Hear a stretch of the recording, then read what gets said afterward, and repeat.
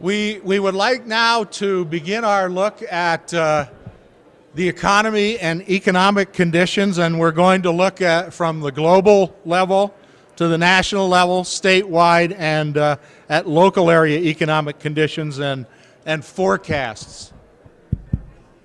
And to do all of that, I would like to introduce the Director of the Bureau of Business and Economic Research. Please welcome Paul Polzin.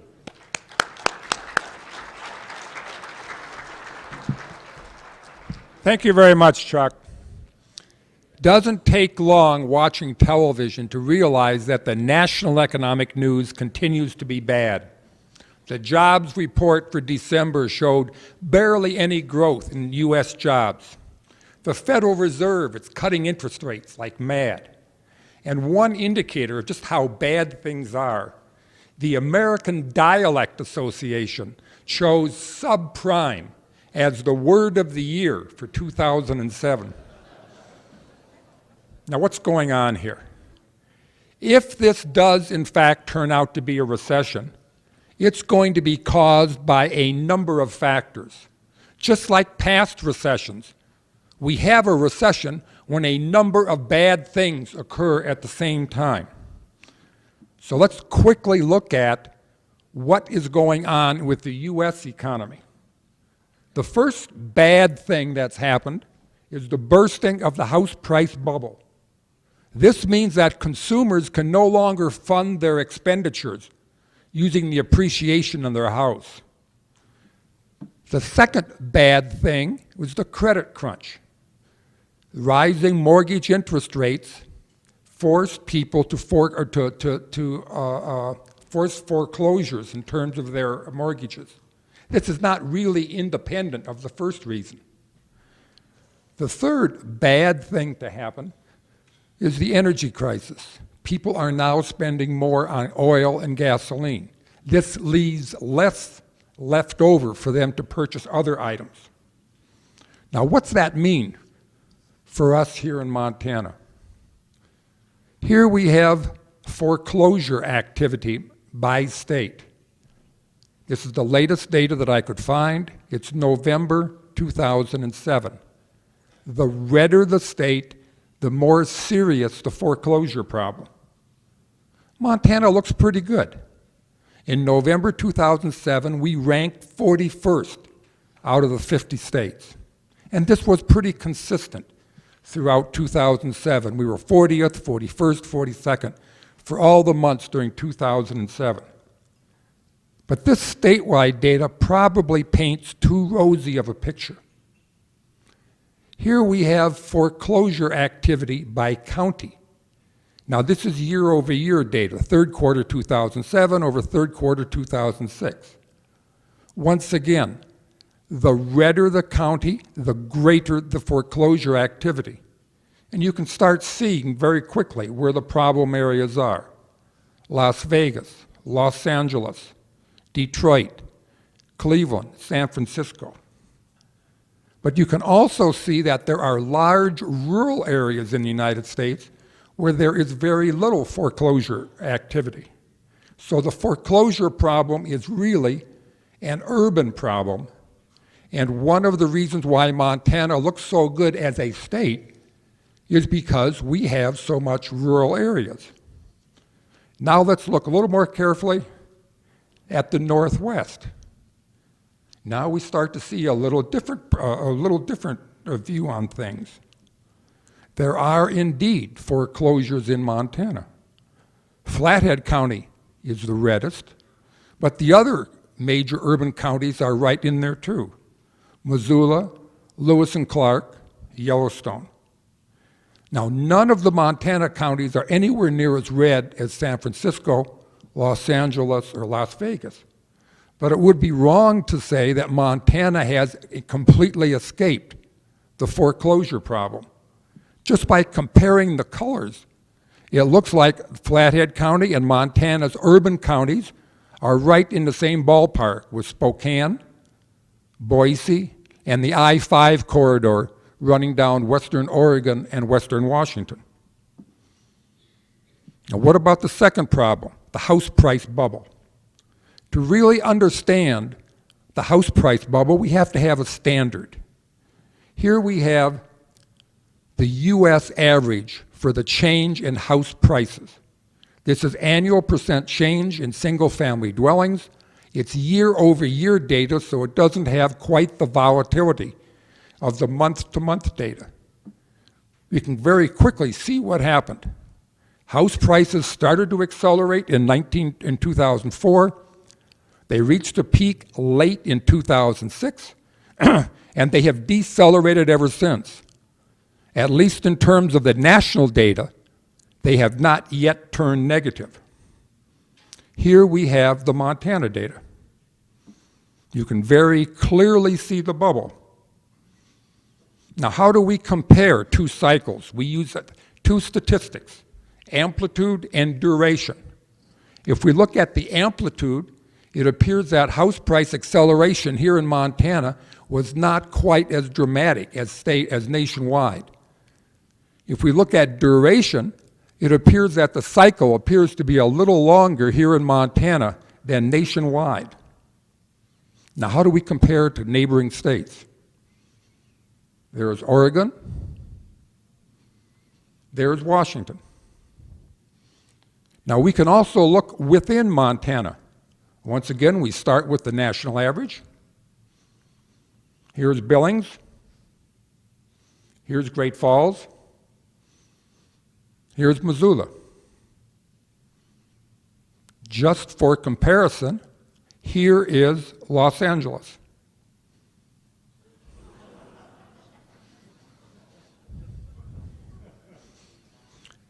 Now, what's this mean? At least in terms of individuals, we Montanans are probably going to be facing foreclosure problems and house price problems to roughly the same extent as the national average. Probably not as severe as in the real trouble areas, but we have not escaped foreclosures or house price bubbles. Now, what about the Montana economy in general? What makes the Montana economy tick? If you've been to past seminars, you've probably seen this slide every year. It's the big 5 basic industries: non-resident travel, mining, manufacturing wood products, agriculture, and the federal government.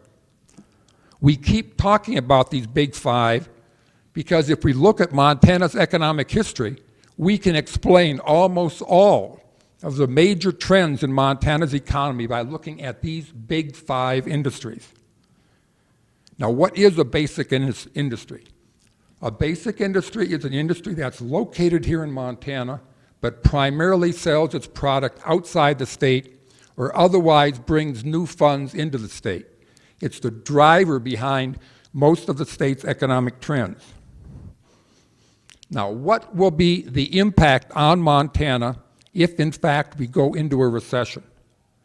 Now, the trick here is to identify the U.S. industries that are going to be affected by this recession and then compare that list of U.S. industries to Montana's economic base. And this is, in fact, what we did. We economists in the Bureau got together, we had a few libations, and we identified what we thought would be the major U.S. industries that would be affected by this recession. The first industry, the financial service industry. For the most part, the financial service industry is located in New York, Los Angeles, and other urban areas. So for the most part, we don't think that Montana is going to be impacted by changes in the financial service industries. Or at least I thought that until I read Wednesday's Trib, where there was a close down of a small Citibank call center in Great Falls. So we may not be completely independent of the effects of changes in the financial service industry. But for the most part, we don't have the back office operations that will be affected. If there's going to be a recession, it's going to be consumer driven. So the consumer durable section of the U.S. economy should be significantly impacted. We're talking about automobiles, consumer durables. Again, not an area where Montana has a lot of employment. Home building. This is an area that we will have an impact. This will have an impact on the wood products industry, and Chuck Keegan will be talking a lot about that later. Finally, there's construction. Now, this is something we've been worried about for a long time. Montana's construction industry has bucked the U.S. trend and has been very strong in the last couple of years. So this has been one of our risks all along, that there will be a slowdown in the construction industry here in Montana, and that will have an impact statewide. So what's our forecast?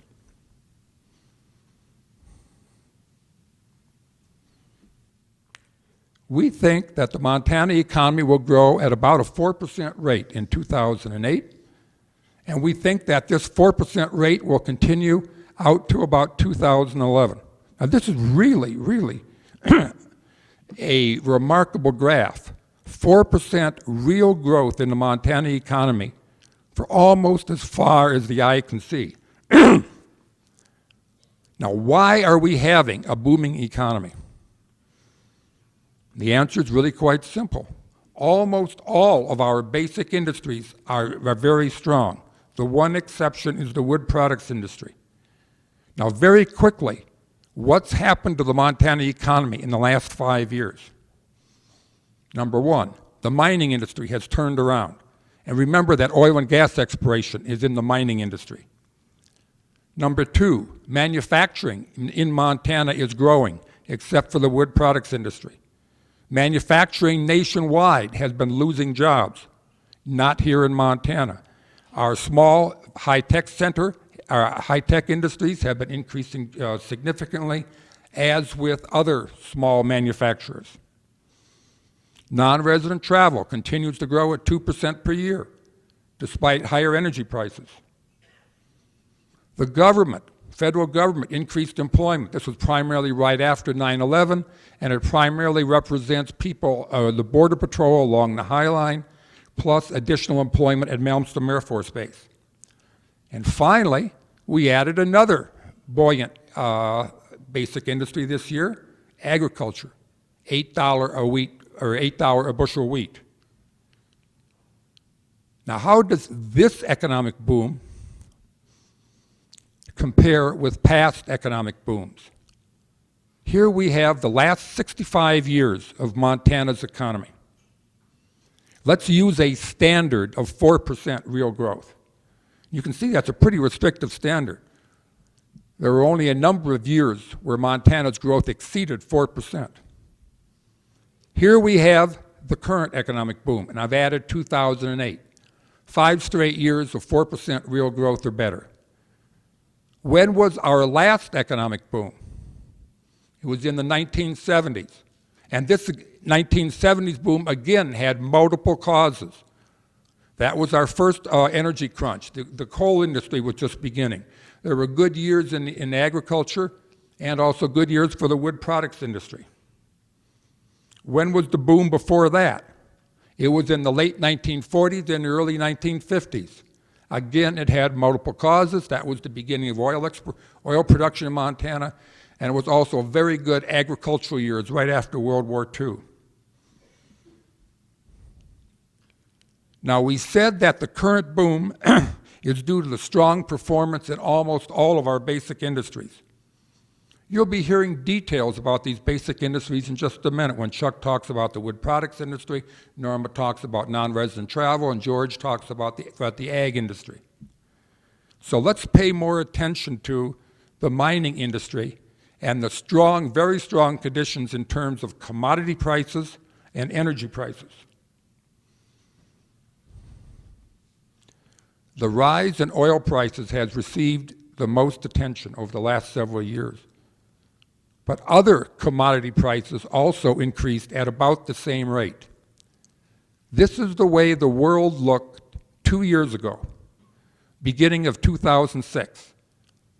Commodity prices and oil prices were at all-time highs, but they were increasing in a relatively organized, straightforward manner. What happened in 2006?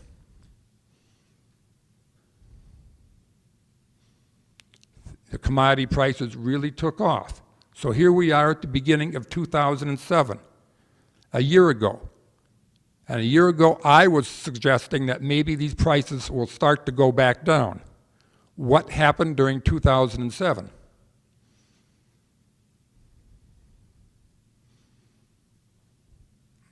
And now we can add another commodity. There's wheat. Now, people have been expecting that energy prices and oil prices will start back downward. But this has been being pushed further and further into the future. The longer that energy prices and commodity prices remain up there in the stratosphere, the more optimistic we are about the short-term and the medium-term outlook for the Montana economy. Now, let me give you a kind of a flavor of the way in which people are looking at commodity prices and energy prices. Here we have the commodity price forecast by Scotiabank. Scotiabank is a big Canadian charter bank. They really pay attention to commodity prices. This is the way they were forecasting things 2 years ago. At the beginning of 2006, just look at one commodity, look at copper. They were forecasting copper to begin to turn downward in 2007. What was their forecast last year at this time?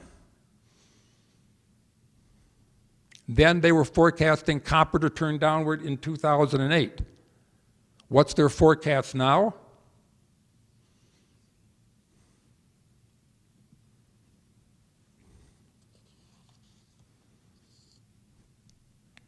In short, the consensus forecast is that energy and commodity prices are going to turn downward, but this is being constantly pushed further out into the future, and when and if these prices do go down, they're going to go down to their 2006 level, not where they were in 2000.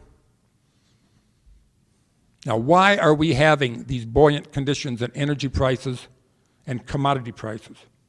In order to get a better idea of the underlying structure here, we need to look at worldwide economic conditions. Here we have GDP growth in advanced countries, US, the Eurozone, Japan. Here we have economic growth in developing countries, India, China, and so forth. It's easy to see where in the world we are having strong economic growth now. Strong economic growth is occurring in developing countries. Why is that important? It's important because they have a different kind of economy than we do. They are much more oriented toward manufacturing. What are the major inputs into manufacturing? Energy and commodities. So it's no real secret as to why we're having strong energy prices and strong commodity prices. It's because of the worldwide conditions where we have very strong growth in these developing countries. So what's our summary? We look for continued growth of 4% or greater in 2008. Even if the US economy does go into a recession, we think that most of the Montana economy will not be impacted. But remember, recessions are a lot like wars. Once they start, they go in unexpected directions. We hope that nothing unexpected happens during this recession. What are the risks? Well, the big risk for Montana is that something happens to reduce the rapid growth in these developing countries, because that would slow the demand for energy and commodities. This could be something like a terrorist attack. This could be a geopolitical event. It could be anything that could slow the growth elsewhere in the world. Second, construction activity in Montana. Again, construction activity has remained unexpectedly strong in the state. If that nosedives, that would slow economic growth. Finally, third, we're not quite sure how long the strong wheat prices are going to last. A bumper worldwide crop could affect things. Now, if you've been reading the Wall Street Journal and other national publications, you know that California and New York and a few other states are worried about a shortfall in revenue. What about here in Montana? Well, for the most part, most of our revenue is dependent on wages and salaries earned in Montana and on natural resource taxes. We don't think that revenue will be affected. But there are portions of Montana income, capital gains, dividends, interest, and rents, and also corporate profits that could be affected by a U.S. recession. So that would be the part of Montana revenues that would be most at risk.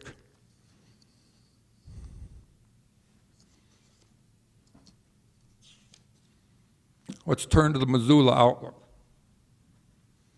Look in your briefing book.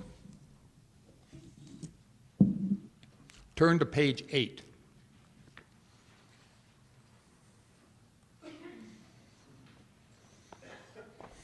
First of all, there's a typo. Yeah, can't escape those. Look down at figure 4. The legends are reversed. The solid line is total labor income, and the dotted line is basic labor income. Look up at figure 2. 2007 was a very good year for the Missoula economy. The preliminary data show non-farm labor income growth of almost 8%. That's a preliminary number that we think that may decrease a little bit, but regardless, 2007 will probably turn out to be one of the best years in the Missoula economy during the decade. The cause? That's really pretty easy to find. DirecTV opened their call center, and that added more than 1,000 new jobs to the Missoula economy. Now, if we look at the longer run, we see a slightly different picture for the Missoula economy. We went from about 4% annual growth in the early 1990s to less than 3% in the early part of the 2000s. The slowest growth this decade was in 2002 and 2003. Now, if you listen to cocktail party conversations, you hear a lot about newcomers and the impact of migration on both the Montana economy and the Missoula economy. Why don't we talk more about those factors? Well, the short answer is that once you get beyond casual conversation, and once you start to look for stable statistical relationships, trends in migration don't really help very much. Here we have net migration during the same 5-year periods. Trends in migration simply don't explain overall economic trends. Net migration almost stopped in the late 1990s, but growth stayed the same. Net migration increased in the 2000s, but growth slowed down. And we get roughly the same pattern if we look at statewide data. We can see that during the 2000s, we had an acceleration in statewide growth. But when we look at net migration, we see that net migration doesn't help us much in explaining statewide growth either. We actually had a decline from the early 90s to the 2000s in terms of net migration, but an acceleration in terms of the Montana economy. Now, there are a lot of issues with respect to migration. Should we look at net migration? Should we look at gross migration? Should we look only at people coming from out of state? Should we include students? The bottom line is that trends in migration don't help us anywhere near as much as looking at the basic industries. The basic industries provide us with the best explanation for what's happening to the Montana economy and the Missoula economy. So what happened? To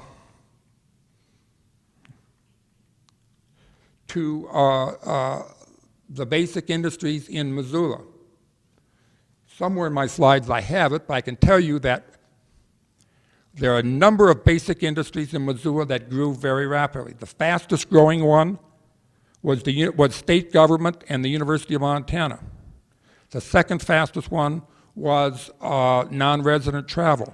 But the really interesting thing about the Missoula economy was that retail trade is no longer a major contributor to economic growth in Missoula. Retail trade, what's happening is that second-order trade centers like Hamilton and Kalispell are now growing as retail centers. Missoula continues to grow as a service center and as a medical center. Our forecast for Missoula, if you look up there, is for growth of 4.2, basically 4 to 4.5% from 2008 to 2011. Okay, very quickly, let's look at Ravalli County.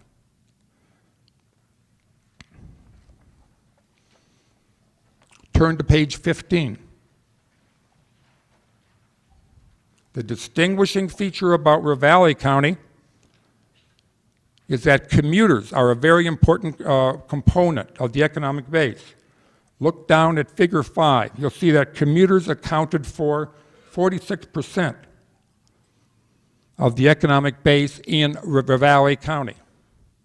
If you look up at figure 2 and you compare the growth in the figures for 05, 06, 07, and you look at the growth in the 1990s, you see there is a significant slowdown in the Ravalli County economy. The reason for that is that there are fewer and fewer people moving from Missoula into Ravalli County. There's been slower growth in the commuter component of the Ravalli County economic base. We are forecasting 5 to 6%, or about 5.8% growth in 2008. That includes construction down in Ravalli County, and it also includes the expansion of the medical research facility. So with that, I'd like to answer any questions you might have about the world, about the state, Ravalli County, or Missoula County. Questions for Paul? Comments? Yes.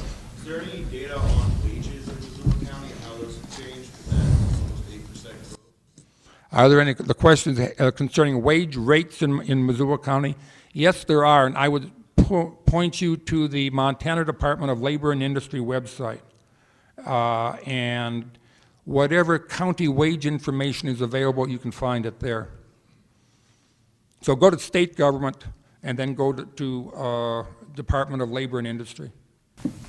Other questions for Paul? Yes. Much like the comments, Valley County seems to have ordinance in place of 1 house per 2 acres, which I think they're 50% per quarter. They are contributing to their slow growth.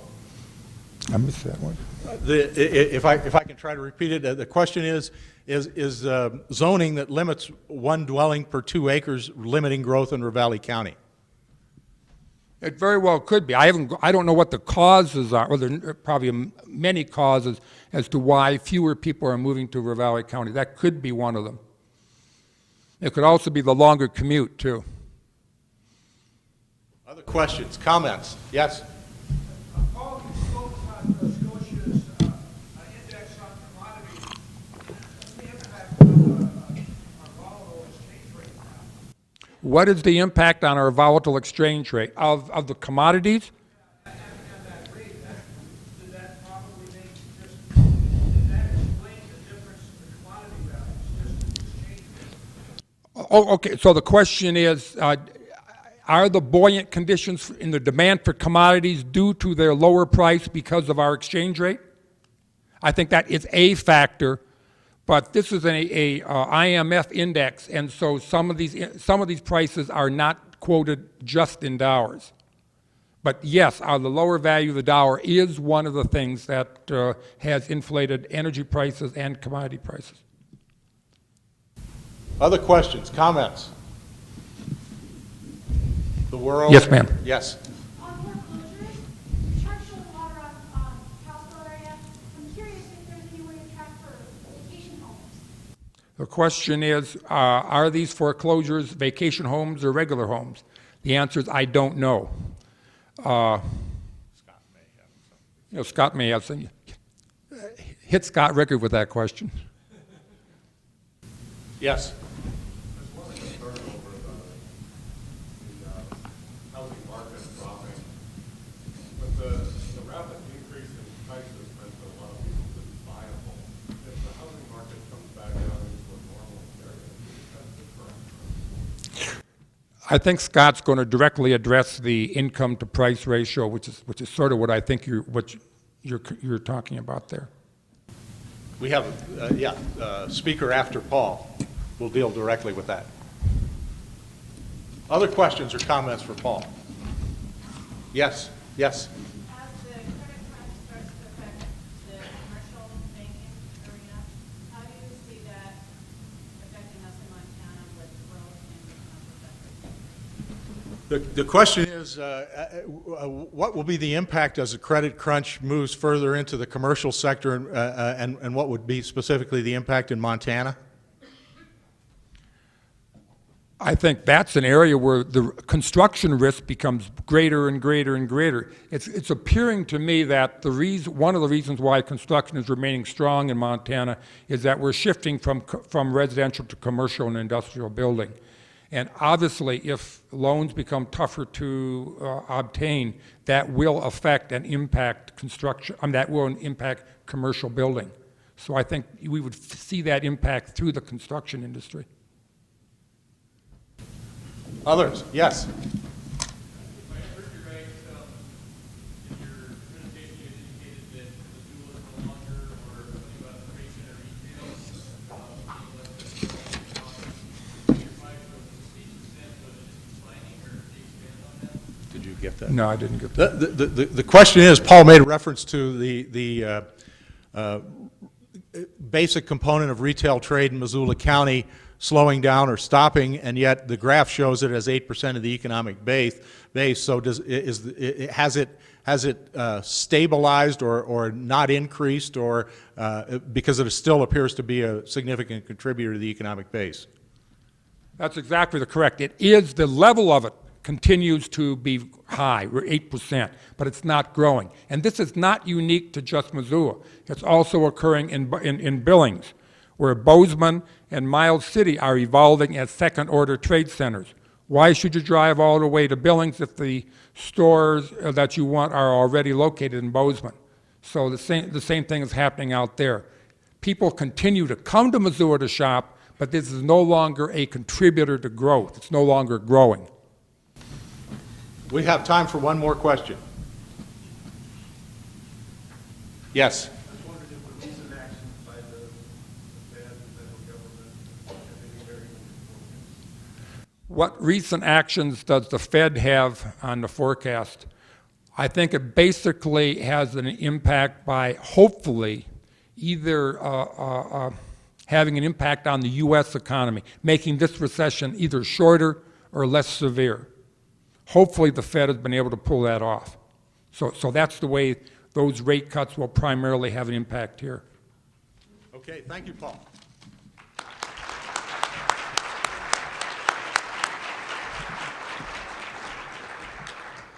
Paul will obviously be with us for the rest of the day, so if you have some more questions for him, collar him at the breaks. Well, we are very pleased in recent years to have had the cooperation from our colleagues from within the Montana University system, and I'm going to be introducing a number of them as we move through the rest of this morning's program. But what I'd like to do now is recognize their units and their departments, and I'd like to recognize the Department of Agricultural Economics and Economics at Montana State University in Bozeman, as well as the MSU Extension Center. I'd like to recognize the Institute for Tourism and Recreation Research in the College of Forestry at the University of Montana. I'd also like to represent the Montana Manufacturing Extension Center in the School of Engineering at Montana State University and the Center for Applied Economic Research at Montana State University in Billings. Their participation in recent years, as you will see and have seen, has added greatly to our program and our ability to bring to you information that simply does not exist within our Bureau, and we're very happy to have them with us. We very much appreciate the accommodations that their units make to allow them to be with us. Well, as much of Paul's talk and the discussion afterwards indicated, housing markets are at the center of much of the economic discussion these days, and our next speaker is going to deal directly with Montana's housing and real estate markets. To do that, I would like to introduce the director of the Center for Applied Economic Research at Montana State University Billings. Would you please welcome Scott Rickard?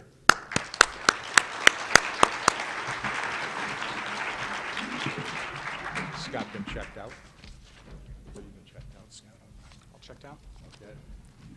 Hi, good morning, and thank you for the warm welcome. I've got to tell you, it's been a pretty rough week. Until today, the nicest thing that anyone has said was when I was running on a treadmill at the university gym, this student came up to me and said, "You know, you're really fast for an old guy."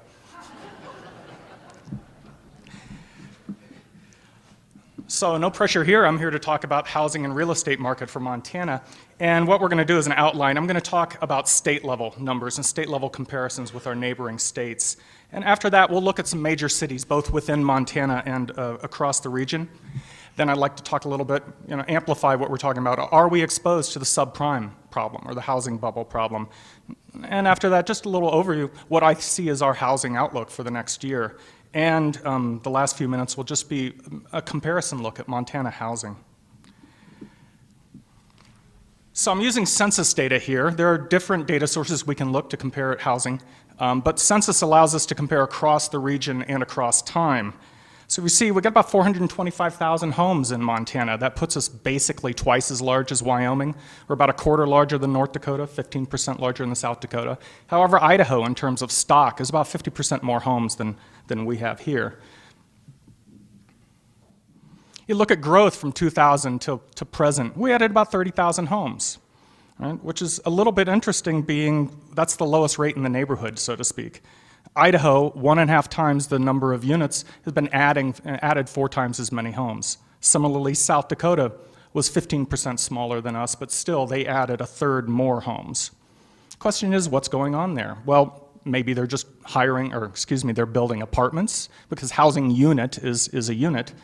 Well, that doesn't quite mesh, because actually Montana added more multifamily units of housing in that time period than did just about any neighboring state but North Dakota. Looking at prices, we see in the past 5 years, the Dakotas grew at about an average price about 7-8% a year. 6 to 7. And then you take a look, and we're all in the 10% range for Montana, Wyoming, and Idaho. However, we're seeing these price increases decelerate, as Paul showed from the national data, specifically, except for Wyoming. And Wyoming is just there's the relative size of the housing growth and the number of homes added is just small enough that you see a lumpiness and a little bit of a lag there. And by the way, this is comparable with overall U.S.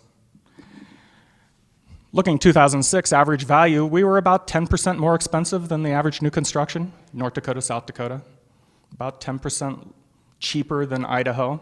What's striking a little bit, again, it's a small sample size, or the small size is Wyoming, average home new construction 50% higher than here. As I said, let's drill down. And when we're talking about drilling down to the county level, we're going to move to a different data set. Now I'm going to use some information from the Montana Building Industry Association to look at county level ratios of growth.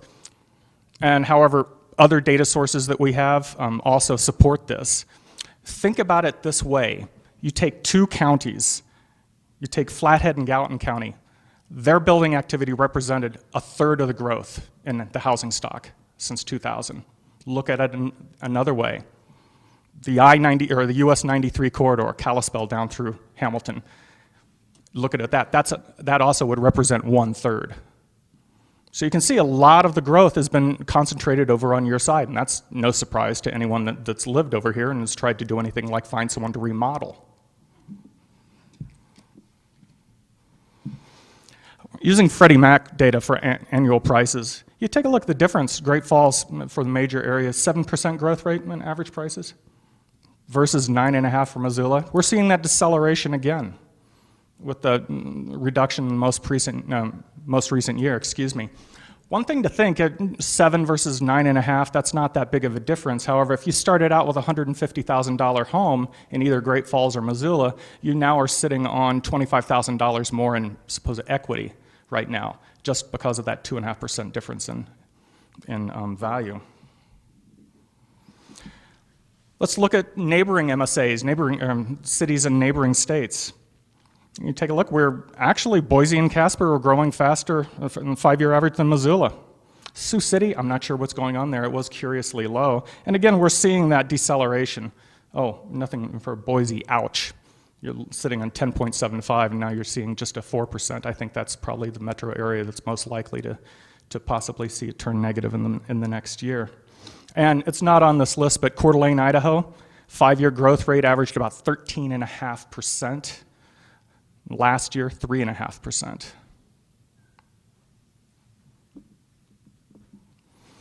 So looking at our risks within the housing market for Montana, I'm looking at 3 areas. What are our exposure to these non-prime, subprime loans? As Paul talked about foreclosures, that's one element of that. Also, will our prices hold up in Montana? Can housing prices maintain or even continue to increase? And last, will this outsider speculation be a problem? In terms of, in terms of looking at our loan exposure, LTVs, loan to value, what percentage of the loans, this is 2006, what percentage of the loans in Montana in 2006 represented loans for more than 90% of the appraised value of the home? And you see there, pretty good on the low end. And actually, that's lower than the US average overall. However, we did tend to have a pretty high number for the percentage of loans that ARMs. Now, adjustable rate mortgages, the problem with adjustable rate mortgages today is they adjust, and that's, that's not a tautology there, it's just the reality, and we are waiting to see how many of them are going to adjust. Note that, nationwide level, we're already sitting with 5+ million homes out there that have negative values. Right now, they are literally underwater in terms of loan to value. But I said this is 2006. Overall, we had the economist, the Federal Reserve economist, over a month or two ago, and he was explaining, and it verified from numbers I looked at. We are looking at only 5% of our loans really could be considered non-prime right now. So that limits our exposure somewhat. Next is, are we going to be able to continue to afford homes here? That's the one issue. Now, as from the briefing book, I cite 20 or 30 years, basically, 1970 to 2000. It's really remarkably stable. The ratio of the median home price to the median household income stayed at around 3.2. And, maybe 3.0, maybe up to 3.5, but it's remarkably stable. And it suggests that there are either psychological or actual economic forces at work to keep it at that level. However, since 2000, these numbers have been increasing. In the U.S., in 2002 versus 2006, we went from a 3.1 to a 3.8 on that ratio, and some of that is upward pressure from certain specific markets. Montana, we kind of followed that same, 3.0 to a 3.8. So we did see some increase there that may suggest that there will be some adjustments necessary in the future. But compared to Florida or California, it's really striking there. I can imagine thinking that you could afford a house in 2002 and then turning around again and thinking you could afford it in 2006 and just realizing that, no, we're going to be leaving the state. Last is indirect exposure, and by that I mean how much additional economic activity in terms of building can we see from outside entities, people or investors from outside? Well, we've seen in recent years the number of folks that are constructing new homes or buying newly constructed homes that are announcing that they are doing this for second home, that's basically grown. It was around 2 to 3%, and now it's about 9%. This is US, and you add the number of people that are specifically saying we are having this home built for investment or speculative, that's grown to almost 20% of the market. Now really, I'm not entirely clear on exactly those ratios. This could be very dependent upon who was asking the questions and whether or not the answer was being skewed by people worried that this was the IRS that was going to get a hold of this data. But overall, this does jive well with builders that I've spoke to across the region. In some areas, specifically on Flathead, they're talking about a third of the construction was speculative or out-of-state residents, out-of-state entities purchasing the new property. Expectations for 2008. Number one, I expect that we will still see 3,000 single-family homes constructed in the year. And that is a fairly conservative estimate, I will say. That would be the representative of all the investment in second home growth not taking place on this end of the state, and for the rest of the state seeing a 5 to 7% overall decline. So that puts us back at the level of where we were around 2000, 2001, right? Limited price growth. Now, as Paul said, he talked about real incomes rising, and that's the one way that ratio comes back into alignment. Remember, I was talking about we were at about a 3.8, or 3.8 for a ratio of median household value to median income. And one way to get that ratio back down to the historic average, 3.2, is to see incomes rise relative to home appreciation. So if we've seen in the state and in the metro areas, we're seeing some decrease in that price price growth. I do not expect significant price growth in 2000 and 2008, but I think we're going to be happy about that relative to the overall U.S. and certain areas too. And last, I just want to take a couple minutes to give you a comparison across the state of Montana. All right, my favorite TV channel is HGTV. 2 reasons. Number one, I never have to worry if the kids run into the room what they're going to see. And secondly, I have a morbid fascination with the people who can afford these palaces.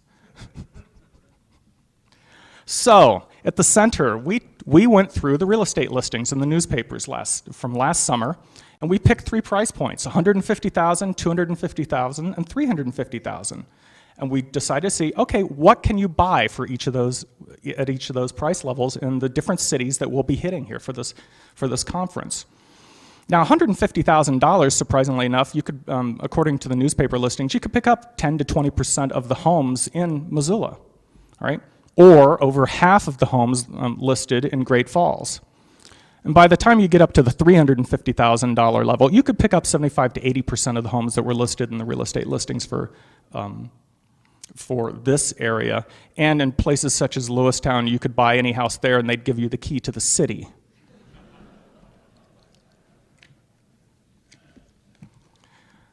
So, you got $150,000, you want to buy a home in Montana. Well, Missoula or Bozeman, you can get 2 bedrooms, 1.5 bath, and maybe a garage. 1 garage slot. Might be in a condo, though. In Kalispell, you can get that 3rd bedroom, but you're definitely going to be in a condo. You want a detached home? Try Billings or Helena. It'd typically be a ranch, but you can get a 3 bedroom, 1.5 bath. Now, if you really need that full 2nd bath and a couple cars in the garage, try Havre, Great Falls, and Butte, and you may actually get a basement. It could be a daylight basement, and depending upon the steepness of the property, that could be intentional that it's a daylight basement. And if you're really interested in 4 bedrooms, 2 baths, garage, basement, and a 2-story, that's Lewistown. Let's go up a level, $250,000 a year. $250,000 in Bozeman, you can get a 2 bedroom, 2 bath with a garage, but you're going to be in a condominium. Now, you want a single family home? You can buy that in Missoula for the same price. Kalispell, Helena, Butte, Lewistown, you're looking at 3 bedroom, 2 bath, a 3-car garage, and a 50-50 chance you're going to find a basement there. And typically, it's interesting, those will tend to be stairs and split level, which sometimes in some areas I can use to discern whether this is existing versus relatively recent. But split level, so much construction is split level now compared to two-story before, so that's not as meaningful. And last, let's look at the $350,000 home. For $350,000 in Bozeman, Missoula, or Lewistown, 3-bedroom, 2 to 3 bath, 2-car garage, still no guarantee on a basement, but it would be a single-family home. And elsewhere for those other areas, $350,000 will buy you 4 bedrooms, 3 bath, 2 to 3-car garage, a basement, and it's typically going to be a single-family or ranch. Oh, skip that. But asking, okay, what about apartments? Well, for $350 a month, you can get a 1-bedroom in Butte, Great Falls, Havre, or Lewistown, and actually that you would get a decent apartment, a pretty nice one in Lewistown for that. The actual rates are down below $300. You want 1 bedroom and you want Billings or Helena, it's going to cost you $425. And basically, it's going to take $500 a month to get a 1-bedroom in Bozeman, Kalispell, or Missoula. 2-bedroom apartment, that's what you need. $475 a month will get you into Butte, Great Falls, or Lewistown. $575 will put you in a 2-bedroom in Billings, Havre, or Helena. And if you want to be in Bozeman, Kalispell, or Missoula, you're looking at least $700 a month. Now the biggest, 3-bedroom apartment. $500 a month will buy you, or will rent you a 3-bedroom apartment in Havre and Lewistown. It'll take $650 a month to get that apartment in Butte or Great Falls. You want to live in Billings or Helena? $800 a month. And it is $950 a month for Bozeman, Kalispell, or Missoula for a 3-bedroom apartment. I didn't mention Big Sky, where most of the sample size was fairly small, and most of the numbers were $1,100 or more a month for a 3-bedroom. That's what I have. I will try to answer your questions at this point. When Paul asked me to do this last summer, Scott, I want you to come talk. I want you to talk about housing. I thought, great. This fall, I thought, what does he have against me? Now the rest of the economy is in similar straits, so we're sharing the pain. So thank you, and I'll try to answer questions.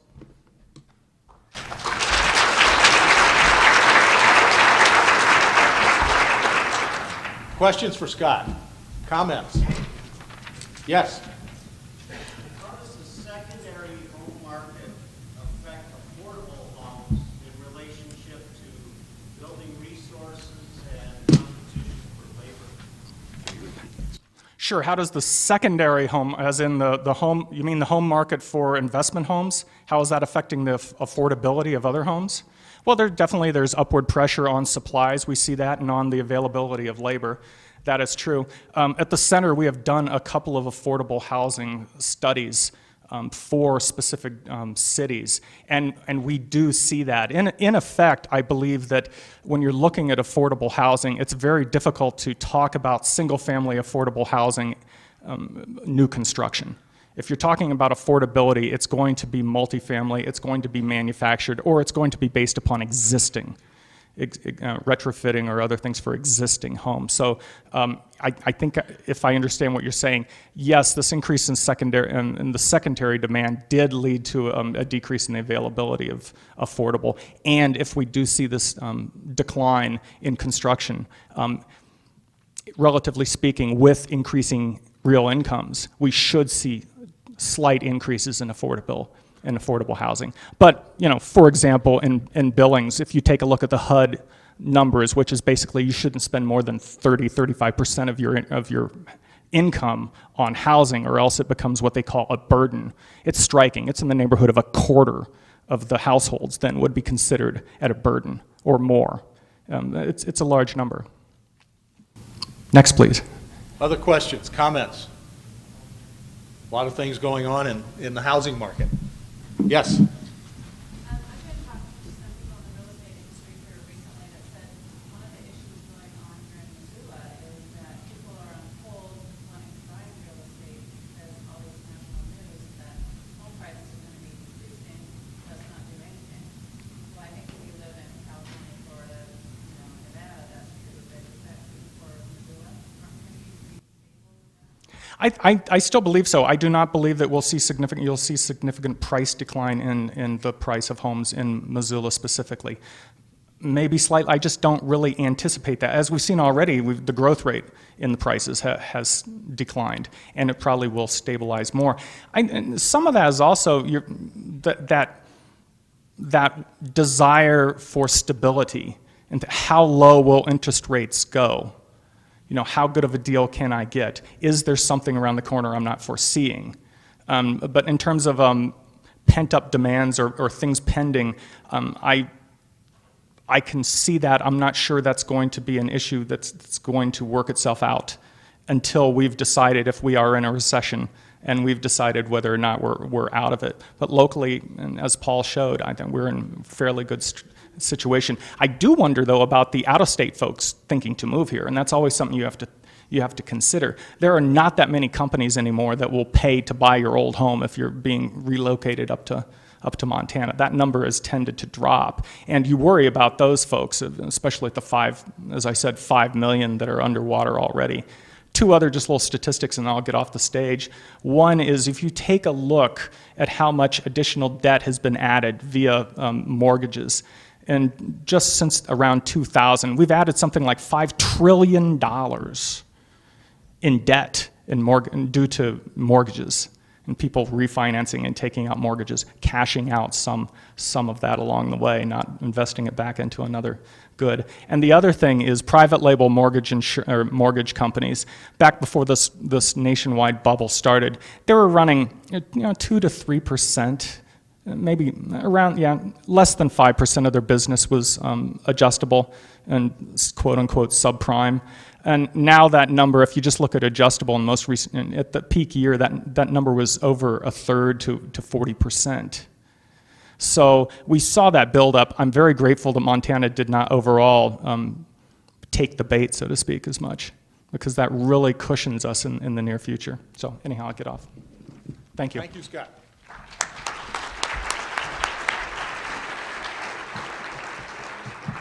I feel more comfortable with my home.